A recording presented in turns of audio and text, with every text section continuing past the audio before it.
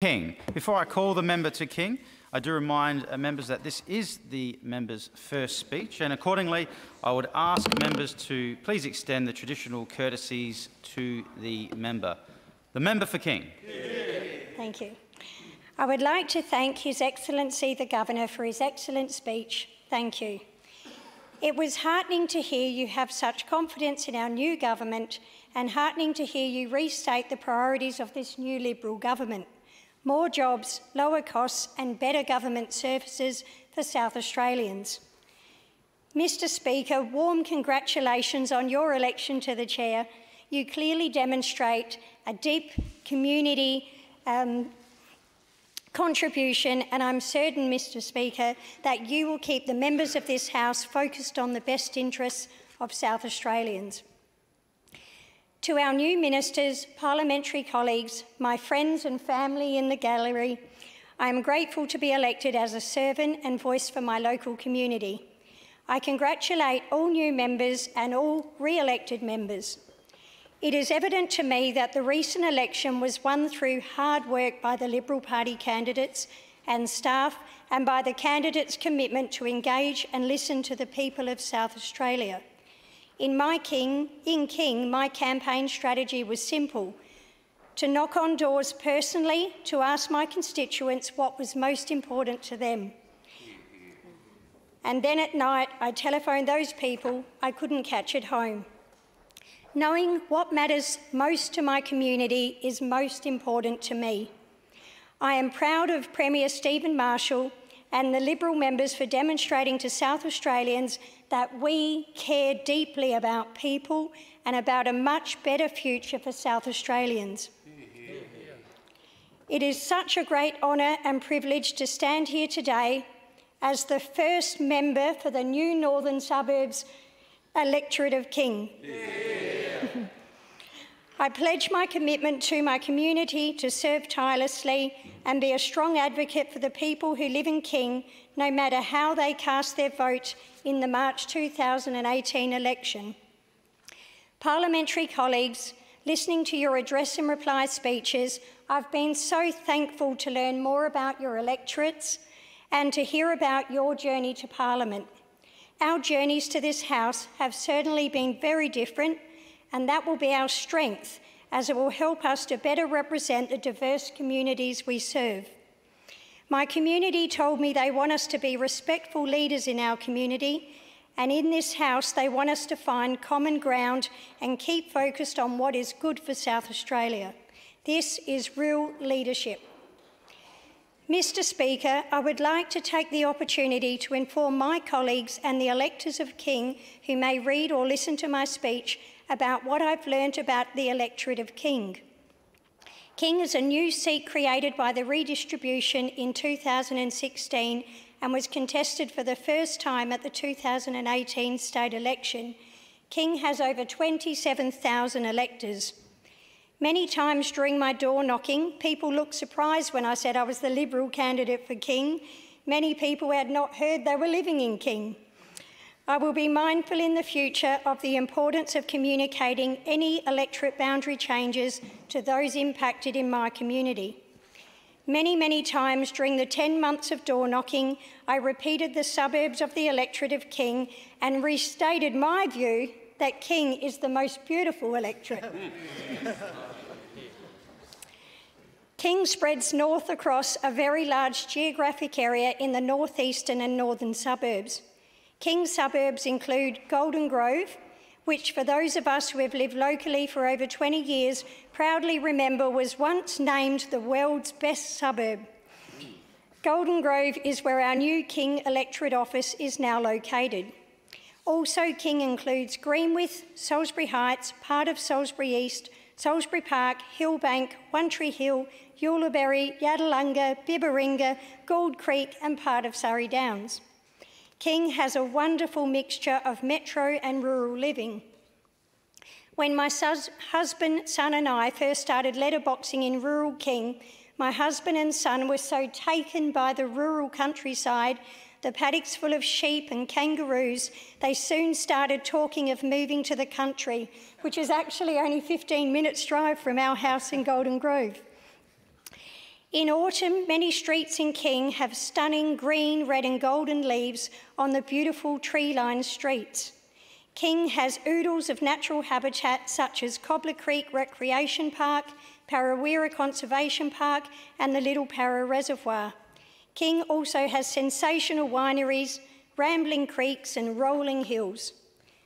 And we're lucky to have many large popular recreational grounds such as the Carisbrook Park at Salisbury Park, Kites and Kestrel's Adventure Playground at Salisbury East, Joe Gapper Park at Hillbank, Tilly Reserve at Surrey Downs and Golden Fields at Golden Grove. King also has the most welcoming community. For example, while campaigning, I was invited by a lovely group of ladies that I met at the Old Spot Farmers Markets to join a walking group called the Walkie Talkies.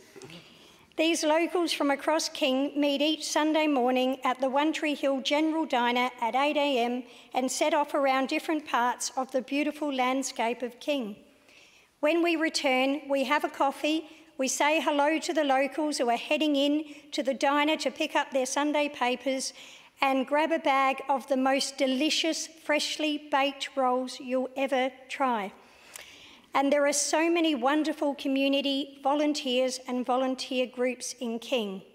I'm a member of the Golden Grove Lions Club, whose ethics I appreciate as they very much match my own values. Each meeting we read out and remind members of the ethics. An excerpt which particularly resonates with me is, always to bear in mind my obligations as a citizen to my nation, my state and my community, to aid others by giving my sympathy to those in distress, my aid to the weak and my substance to the needy, to be careful with my criticism and liberal with my praise, to build up and not destroy. In addition, I attend the Para-District Zonta events where a small but passionate group of women dedicate their time and resources to the advancement of women. At their recent handover meeting, an example of their good work was they handed over 29 handmade quilts to the Northern Domestic Violence Centre. I'm a member of the Friends of Cobbler Creek, who volunteer their time to preserve the Cobbler Creek Park for future generations to enjoy. We have so many community-focused individuals and groups who invest their time in our community. The most remarkable show of community spirit I've seen was during the Samson Flat bushfires.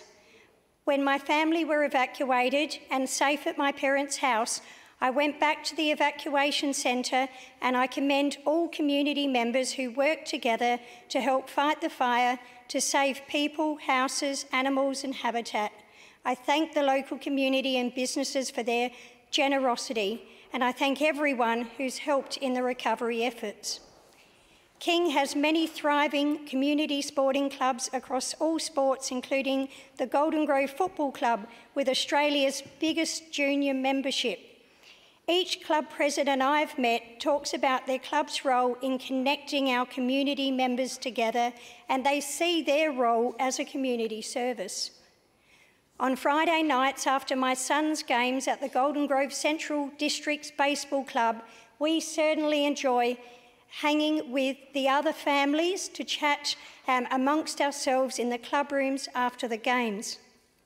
Not all clubs in King have these facilities today to bring people together, and this is certainly an opportunity for us to help connect more community members and enhance our sense of community.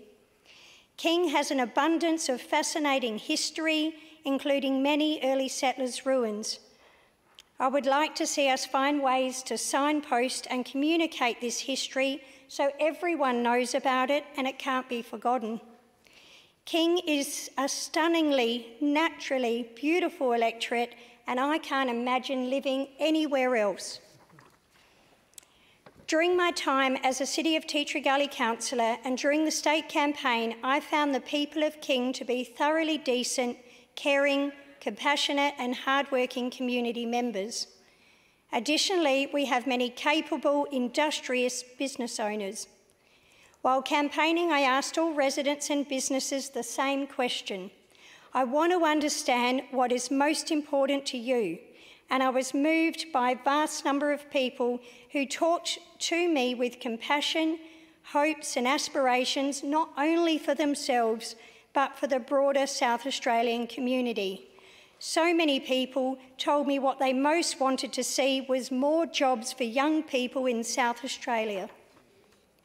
So many people told me they wanted a government who really listened and would truly care for and protect our most vulnerable community members. So many people told me they wanted fairer and tougher justice system and penalties. And many people asked that we find more ways to help our younger generation to attain home ownership. Caring health professionals living in King invited me into their homes and spent considerable time explaining the vast challenges of our current health system. These health professionals told me their ideas to improve our SA health services at our local Lower McEwen and Modbury Hospital. I recorded these ideas and I've passed these ideas and their experiences on to our Health Minister. Likewise, people waiting for elective surgery expressed their frustration to me for how long they've been waiting. A man at Hillbank told me he's been waiting 6 years for an eye operation, another lady 5 years for a hip operation. These pensioners cannot afford private health care to speed up their operations. These waits are preventing these community members from living their best life possible. An elderly couple from Greenwith told me their recent story of how they had to rush to the hospital at 4:30 in the morning when the 94-year-old husband was in immense pain. Then they waited for 6 hours at Lower McEwen Hospital and his wife told me she was petrified. The whole 6 hours because they were seated right next to a man in handcuffs who was under police arrest during the entire visit. My elderly resident was frightened this man was going to jump up and put his handcuffs around her neck. Sadly, they left the hospital in despair and went to see the doctor as they were still fourth in line to be seen after 6 hours. This is shameful. I am grateful people in King were open and honest with me about their frustrations, often starting a conversation with, "Oh, you don't want to hear what I have to say." And I said, "Yes, I do. That's exactly why I'm here." People told me they wanted the South Australian government to stop wasting public funds. They wanted greater transparency and increased accountability from our government. They told me they wanted a government who would prioritise jobs and growth and support, especially in the northern suburbs. Everybody raised skyrocketing and unaffordable electricity bills, rising council rates and cost of living as a key concern.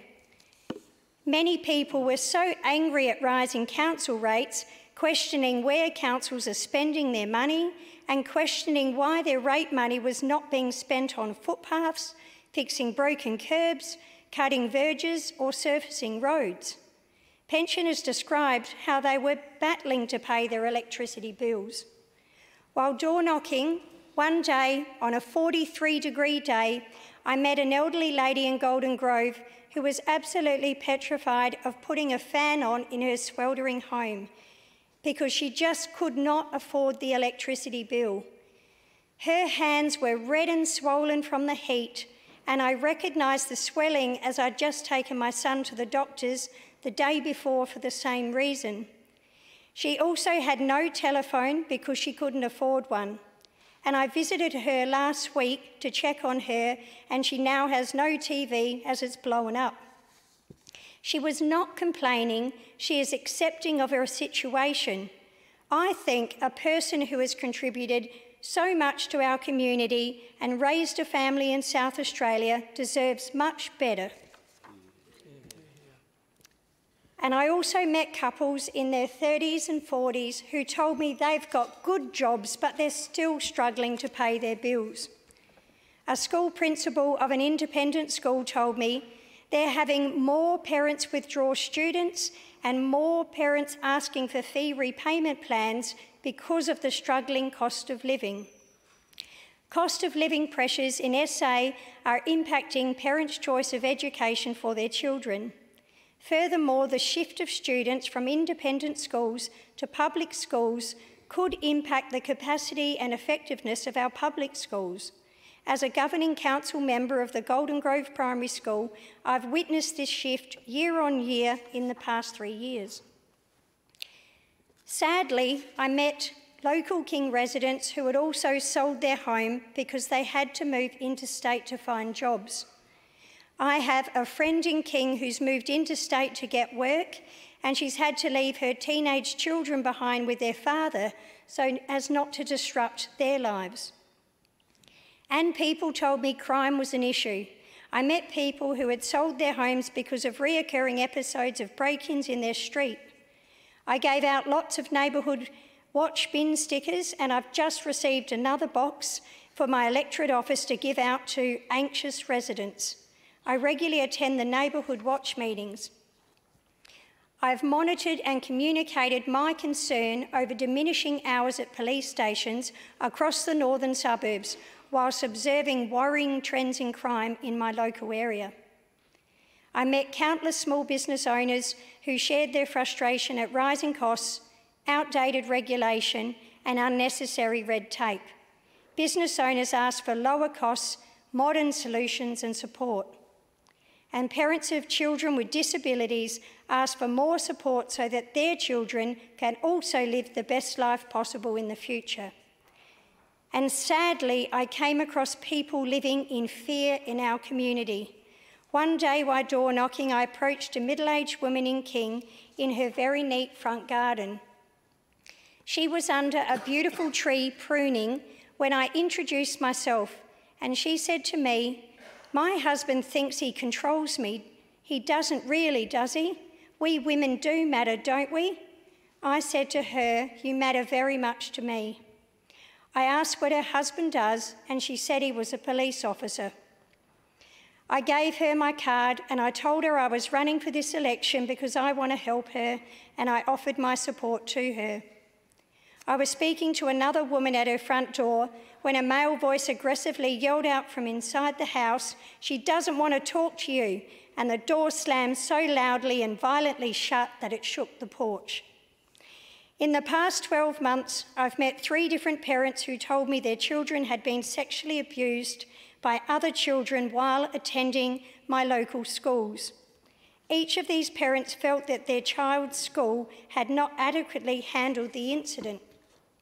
I gave each of these parents the Department for Education policy document for managing allegations of sexual misconduct in SA education and care settings. I wanted to ensure these parents were empowered with the information on the support they should be given and the process the department should follow in these heartbreaking situations. In another lovely street of well-kept gardens with rows of bright, colourful roses, I met a young mother who told me that 2 of her 4 children were fathered by her brother. She told me how her parents had covered up the abuse. She told me her brother is now a married man, a father, and a community leader. Another young father was in his garden and told me he wanted tougher penalties for child sexual abuse. And then he confided in me that he too is an adult survivor of child sexual abuse. A severe lack of mental health services and support was also raised so many times. I met parents, police officers and nurses who all told me we desperately need more mental health service support in the northern suburbs. A nurse told me mental health patients have hung themselves in one of our local hospitals while waiting for help. One mother told me her family is on constant watch to stop their daughter committing suicide, and she is mortified that there is not adequate service support for struggling 16-year-olds in our community today. This mum needs to take all sharp instruments from their house to work every day. Her daughter is receiving texts from peers telling her to kill herself, and she's not going to school.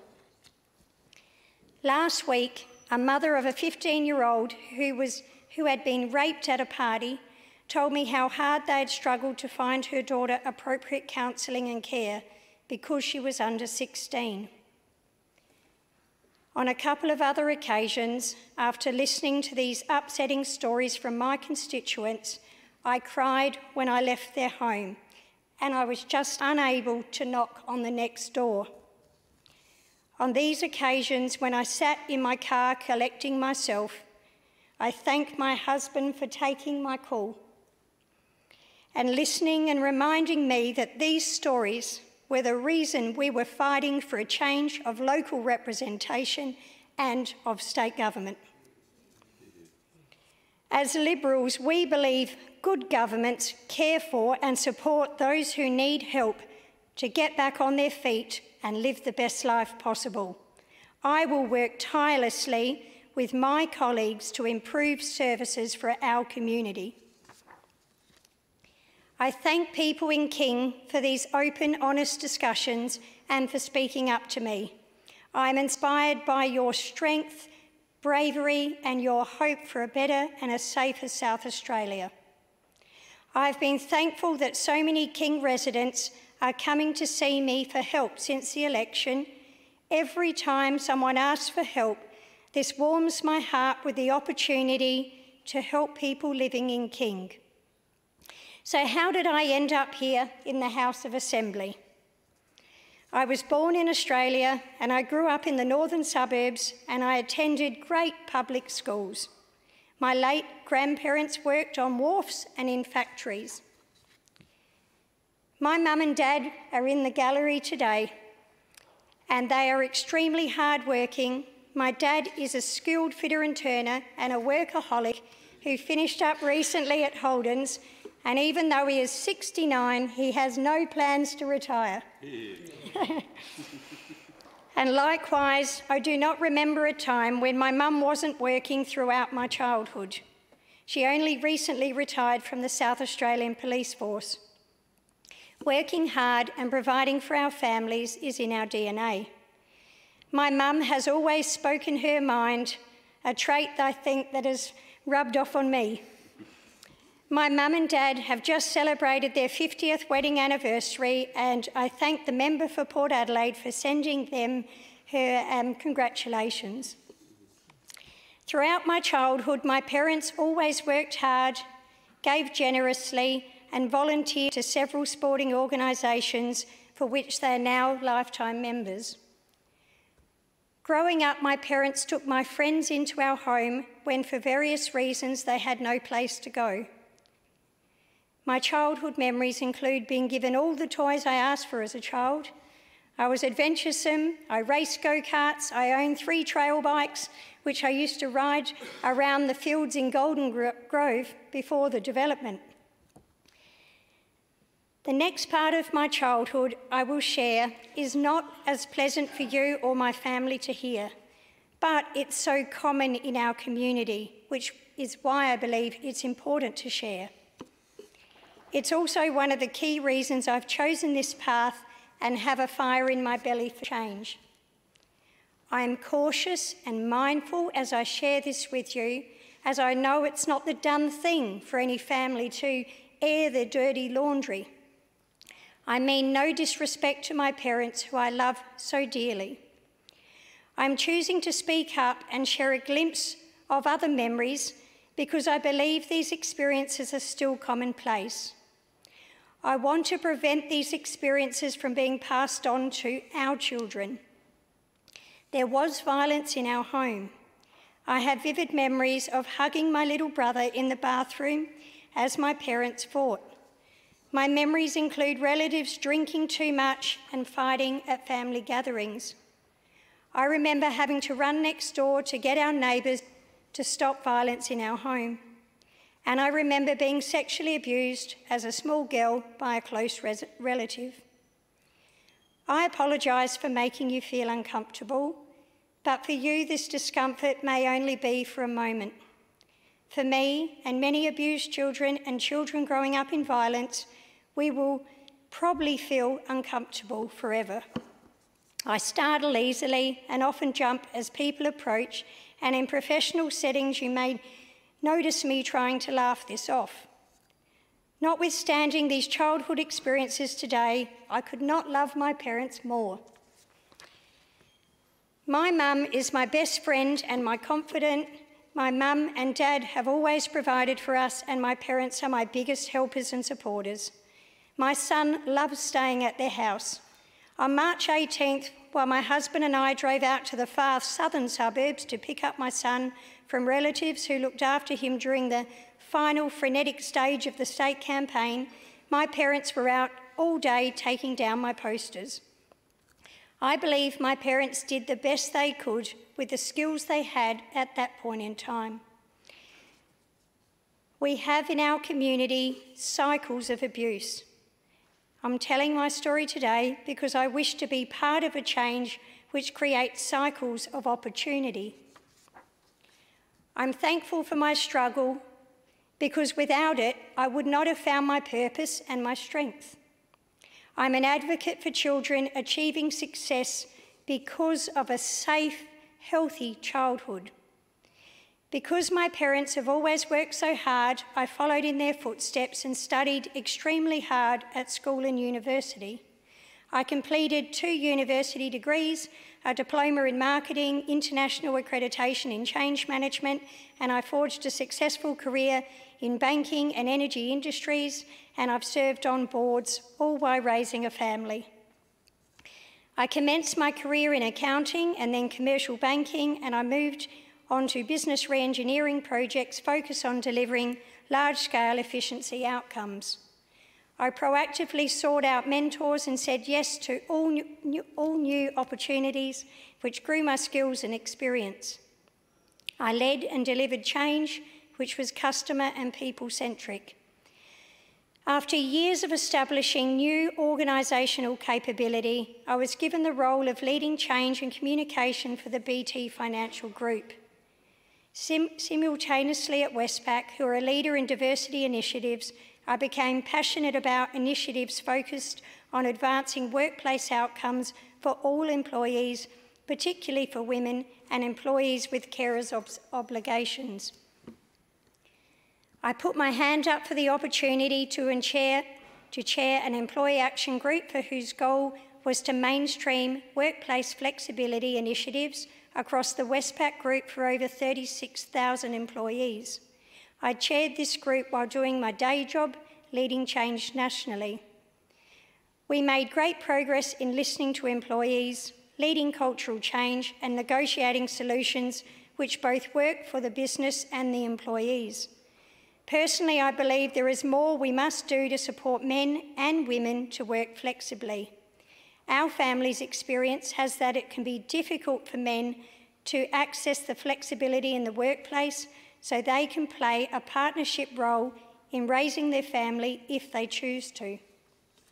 My husband chose to resign from his full-time job last week so he can be available for the drop-off and pick-up of our son from school while I'm in Parliament. I thank him for his dedication and tremendous support of me and his shared ambition to create a safer community. Yeah. In my 40s, my career at Westpac took a powerful and purposeful change in direction following an executive coaching session with a man called Kamal Sama. He insistently asked me what I wanted to do next in Westpac, and I repeatedly answered, I just want to help people.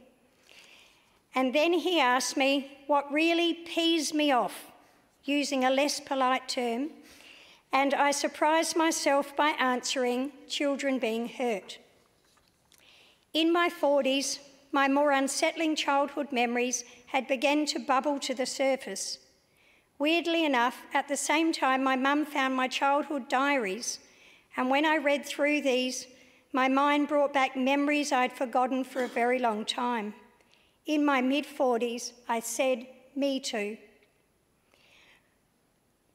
While still working hard in banking, I completed my own research into the prevalence of child abuse and neglect in Australia. I became absolutely outraged by South Australia's child protection failures. With report after report, inquiry after inquiry, with little action implemented. To create awareness of the risks to children in our community, I designed and delivered a Keeping Children Safe Wellbeing presentation for the Westpac employees and delivered these across Adelaide and Sydney with the help of an organisation called Childwise. I reached out to learn from and collaborate with child protection professionals and advocates across Australia, and I consulted a counsellor specialising in child sexual abuse to better understand the impacts of my own childhood abuse. One of those impacts was working so hard that I had little time to feel and think about what could be troubling me inside. Shutting off your own feelings also means you close yourself off to others. I feel so much more now since the counselling. The counselling service provider, Uniting Communities, then invited me to tell my story at a launch of a handbook for survivors of child sexual abuse. I've told my story many times now, and every time I tell my story about child sexual abuse, people come up to me afterwards and say, "Me too."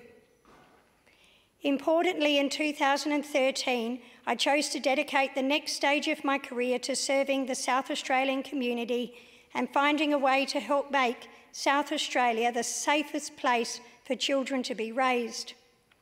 I sought out a meeting with Minister David Busoni before the 2014 election, and I asked him what he would do to make South Australia safer, and he said to me, "What will you do?"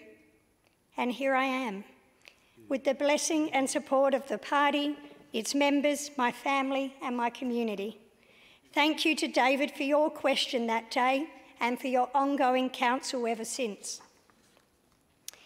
Family, domestic and sexual violence is a major health and welfare issue. It occurs across all ages, socioeconomic and demographic groups. Violence costs our community billions of dollars, and it may just rob people of the chance to live their best life possible. The statistics for domestic violence are alarming. 1 in 4 women and 1 in 6 men report emotional abuse by a partner. 1 in 6 women and 1 in 17 men have experienced physical violence by a partner. In 2018, Anne Rose reported that women who as children witnessed partner violence against their parent were more than twice as likely to be subjected to partner violence themselves. In Australia, White Ribbon tell us 1 in 4 children are exposed to domestic violence. 1 in 4. Mr. Speaker, I am passionate about, number 1, South Australia implementing early years interventions to break the cycles of abuse, and 2, children being heard in matters where their safety is in question. Mr. Speaker, I believe it is essential to help us achieve a substantial and sustained reduction in child abuse and neglect in South Australia.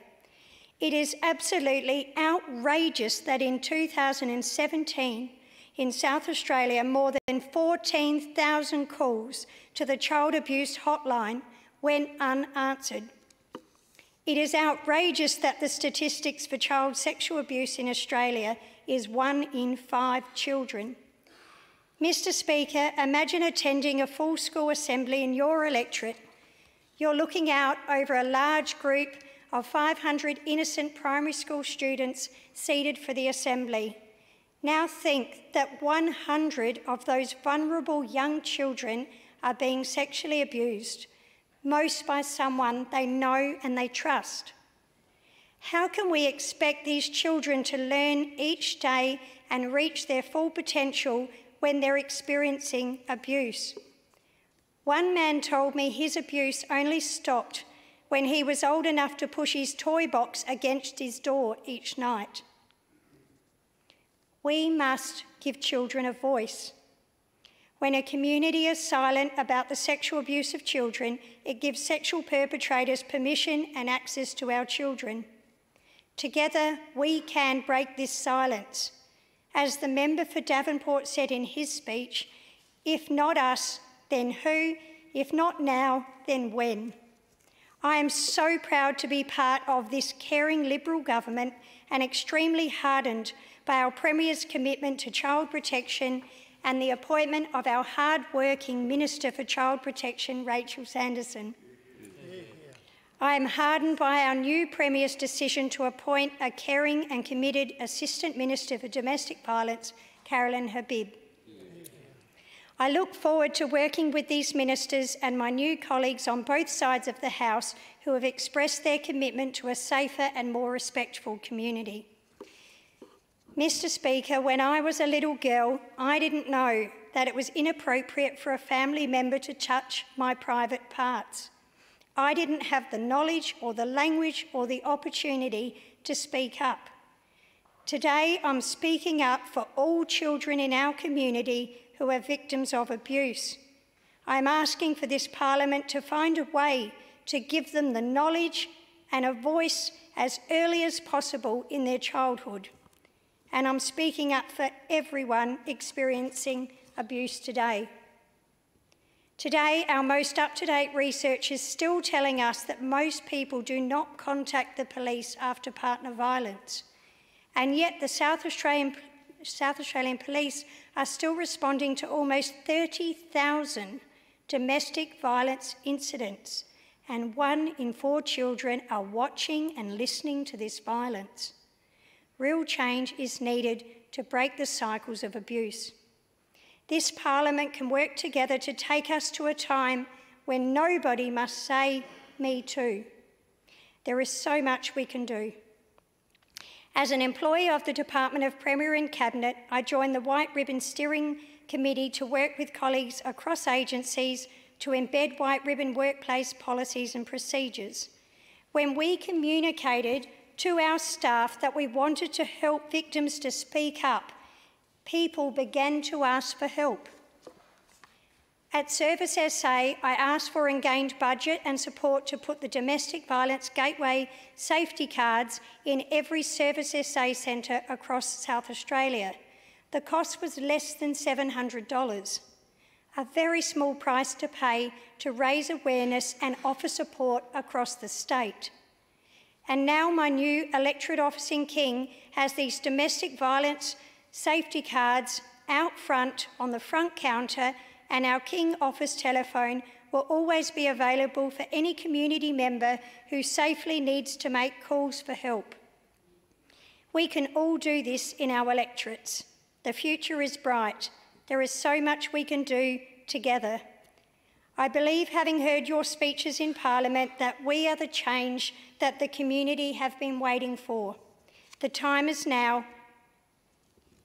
And what I'll now touch on is the many thanks that I have to say. My election to Parliament was made possible by the efforts of many people who stood with me to advocate a better, safer future. I would like to thank my wonderful family, my dad Ken Hannam, my mum Maria Hannam, my husband Ian Soper. My husband is just as passionate as me about a better future for our children in South Australia. He worked extremely hard to support the campaign and help me earn the trust of King electors. I thank my beautiful, smart and hard-working 22-year-old daughter, Brooke Luethen, who is currently in her last year of uni. I hope the good work of this government will create so many new jobs in South Australia that she has the choice to stay here with us. And I thank my 8-year-old son, Max Soper. He's given up so much of his mum's time so that we can do this fight to make the community better for many. On his last report card, his teacher wrote, "He is one of the most caring children in his class." I tell him this is one of the most important values, to care deeply for other people, and it seems to be rubbing off. And thank you to my brother Brian. Thank you for helping us on polling day. During the campaign, we were fortunate to attract many new friends, also passionate about South Australia's future.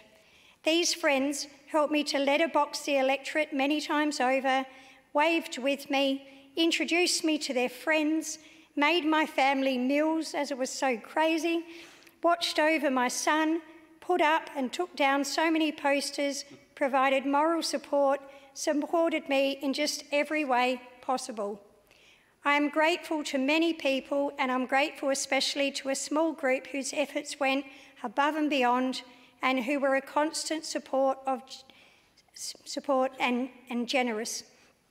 Thank you, Minister David Busoni, Elise Falkenmeyer, Paul Barbero, Dennis Soester, Adrian Williams, Ellen Gillespie, Silva Rella, Gavin Denton, Mick Cairns, Amit and Neelam Kadia, Liam Goodrich, Lynn Petrie, Grace Patterson, Bernadette Tudor Chuban, Patricia St. Clair Dixon, Dominica and Michael Ferraro, and Margaret and Peter Watson, Mary and Mick Corick, Sandra Davies, Belinda Valentine, Christina Magneta Marrero, and Stephen Ripp.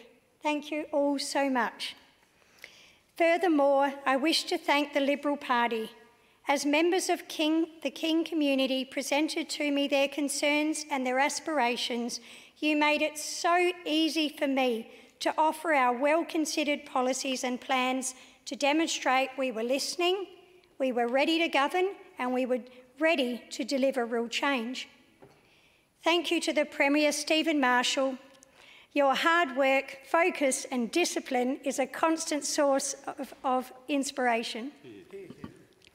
Thank you to the Honourable Federal Minister Christopher Pyne, Deputy Leader Vicky Chapman, Minister David Busoni, Minister David Ridgway, Minister David Spears and Minister Stephen Wade for your visits to King and for door-knocking with me to meet community members in the King electorate. Thank you to my co-councillor Bernie Keane in the Padare Ward, City of Tea Tree Gully, for his support and mentoring along the way. And thank you to the staff at the City of Salisbury, Tea Tree Gully and Playford, who actioned so many council requests for me as I worked my way around the electorate. My biggest thanks and heartfelt gratitude goes to every person and business owner who opened their door, took my calls, waved, honked, signed a petition and finally voted for me to be standing here today. Thank you. I reiterate, to those people in King, I reiterate, I have listened and recorded your priorities, which you communicated to me during the campaign. These include delivering more jobs, better services and lower costs of living. In additionally, more locally, finally fixing Golden Grove Road. Locals raised this to me when I first door-knocked for council, and it took me 3 years of lobbying and petitioning to gain the commitment from government to fix this road. Thank you to everyone who signed and honked for this change.